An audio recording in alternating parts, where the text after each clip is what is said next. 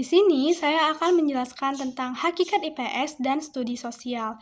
Nah, bayangkan kita hidup di dunia ini tanpa memahami orang lain, tidak tahu bagaimana bekerja sama, tidak tahu bagaimana menghargai perbedaan, bahkan tidak tahu bagaimana berperan dalam masyarakat. Nah, disinilah IPS hadir sebagai ilmu yang mengajarkan kita tentang kehidupan sosial manusia.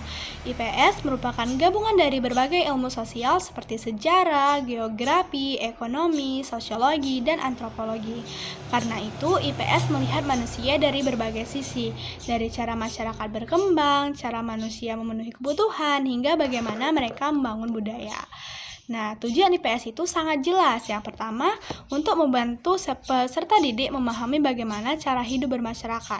Yang kedua, membentuk kita menjadi warga negara yang kritis, peduli, tanggung jawab, dan mau berperan dalam masyarakat, bukan hanya menjadi penonton. Di Indonesia, IPS muncul karena sekolah tidak hanya ingin mencetak siswa yang pintar di atas kertas, tetapi siswa yang siap hidup di tengah masyarakat, mampu mengikuti perkembangan zaman, dan memiliki karakter yang dibutuhkan masyarakat hari ini maupun masa depan.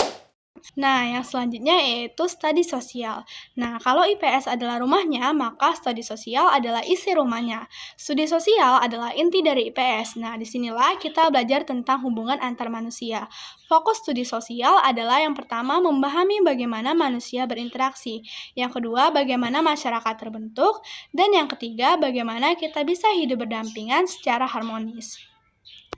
Nah, hal menarik dari studi sosial adalah yang pertama bersifat interdisipliner, yaitu mengambil konsep dari banyak ilmu sosial, jadi pembelajaran itu tidak sempit. Yang kedua yaitu tidak hanya teori saja, tetapi membentuk sikap dan karakter seperti toleransi, empati, kepedulian, dan berpikir kritis. Nah, melalui studi sosial, kita tuh dilatih untuk melihat fenomena sosial di sekitar kita, menganalisis penyebab dan dampaknya, dan memikirkan solusi yang baik dan bermoral. Nah, jadi IPS itu bukan hanya sekedar belajar bermasyarakat, tetapi belajar menjadi bagian dari masyarakat dengan cara yang baik dan bertanggung jawab. Itu saja penjelasan materi dari saya. Materi selanjutnya akan dijelaskan oleh teman saya. Di sini saya akan membahas apa sih itu ilmu-ilmu sosial.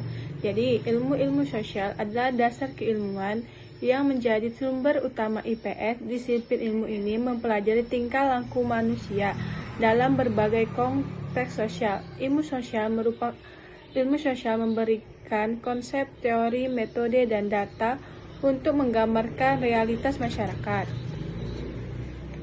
Yang kedua yaitu cabang-cabang ilmu. Cabang-cabang ilmu meliputi yang pertama yaitu sosiologi, dinamika masyarakat, kelompok, sosial, nilai, dan norma. Yang kedua yaitu antropologi, kebudayaan dan keberagaman, sejarah, peristiwa masa lalu dan dampaknya. Geografi, ruang dan interaksi manusia dengan lingkungan.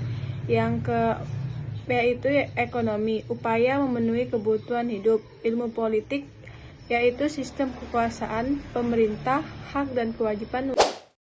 Saya akan menjelaskan cabang-cabang ilmu sosial dalam IPS.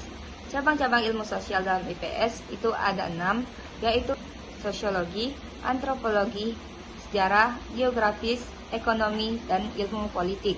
Yang pertama yaitu ilmu sosiologi. Ilmu sosiologi mempelajari hubungan sosial, interaksi, norma, lembaga sosial, dan dinamika kelompok dalam masyarakat yang membantu siswa memahami perilaku sosial dalam masyarakat. Yang kedua yaitu antropologi. Antropologi yang mengembangkan pemahaman tentang kebudayaan, adat, bahasa, dan keberagaman yang mendukung pembentukan sikap toleransi dan menghargai perbedaan. Yang ketiga yaitu sejarah. Sejarah memberikan wawasan tentang perjalanan kehidupan manusia dari masa lalu dan mengembangkan kesadaran dan rasa kebangsaan. Yang keempat yaitu cabang geografi.